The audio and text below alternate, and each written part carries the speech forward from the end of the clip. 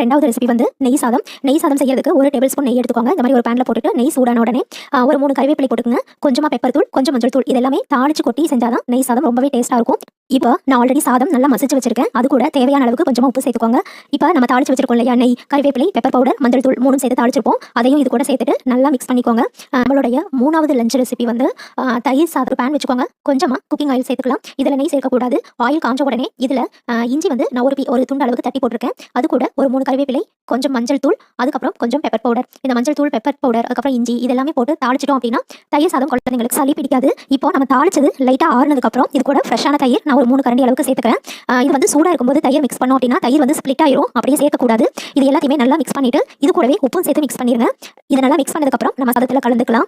நம்ம தாளிச்சு வச்சிருக்கோம் இல்லையா தயிர், இதுல கண்டிப்பா உப்பு சேர்த்து மிக்ஸ் பண்ணிக்கோங்க. இது எல்லாத்தையுமே சேர்த்து நல்லா கலந்துக்கலாம். தயிர் சாதம் குழந்தைங்களுக்கு சளி பிடிக்காத மாதிரி இந்த மாதிரி நம்ம செய்து கொடுக்கலாம். ஜஸ்ட்